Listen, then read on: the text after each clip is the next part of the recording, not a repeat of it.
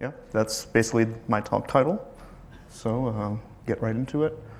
For some context, I'm going to be talking about some features that have recently been added for standalone execution of Charm++ binaries. Typically, you'd think of this in terms of multi-core builds, but also any of the other network builds that you can launch simply by invoking the executable name. And also with our custom charm run process launcher, which is used for the Ethernet and InfiniBand verbs network layers.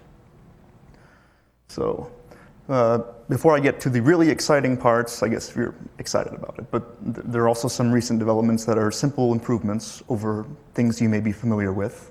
And for one thing, you can now directly specify the number of nodes you want. So previously, you had to specify PEs and PEs per node, and in some cases, you would have to do a multiplication and then specify that. Now you can simply pass in the number of nodes, and it will be calculated for you. You can also divide out from the total with the nodes if you really want. Or you can, this bottom one is over-specified, but as long as it's coherent, it will be accepted. Similarly, for the node list functionality, you can now specify, I only want to use a certain number of hosts, and this will be more useful with the options I'm about to show you. But for example, you can limit this without needing to modify a node list in order to create a specific subset.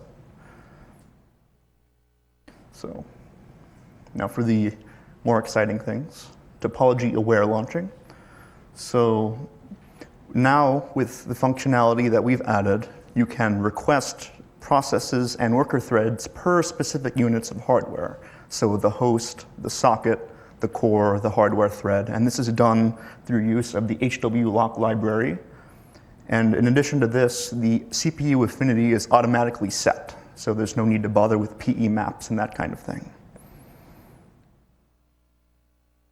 So these are a sampling of the options. These are most of them, actually.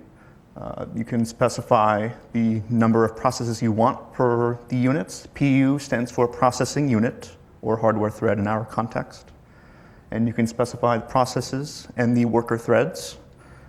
Standalone, you can't do processes because it's just one, but you can do worker threads. And in addition to this, you also have this parameter known as auto provision. Both forms are accepted, they're synonyms. And currently, these are stand-ins for a specific set of options that we consider to make sense for a specific context. In the future, we may add even more intelligent selection of parameters, but for now, this is what it does.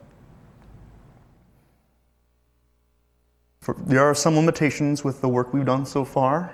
The biggest one is that your computing environment, all the nodes on it must have a homogeneous topology. They all must be the same number of processes and hardware threads, or else it will error out and ask you to use the old style of options.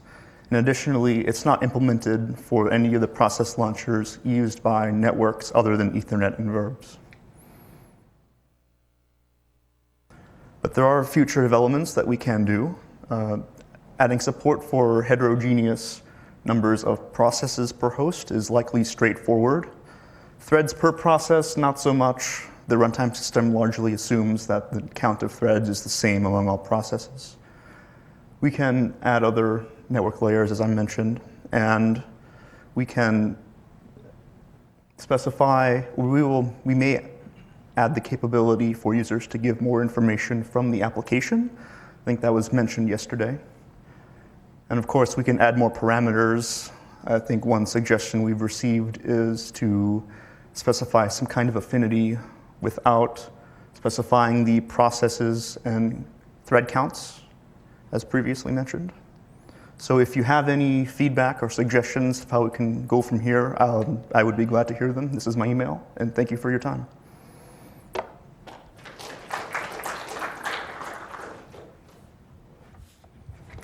Does this play nicely with things like app run and srun, where you then, currently it's a... No. That's what I mentioned. The other process launchers do not support this yet.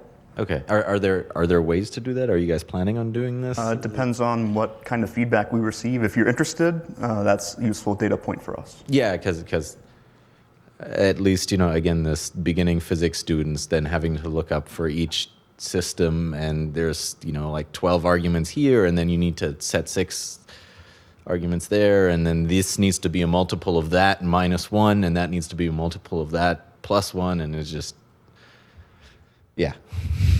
It would be it would make our life easier. Okay.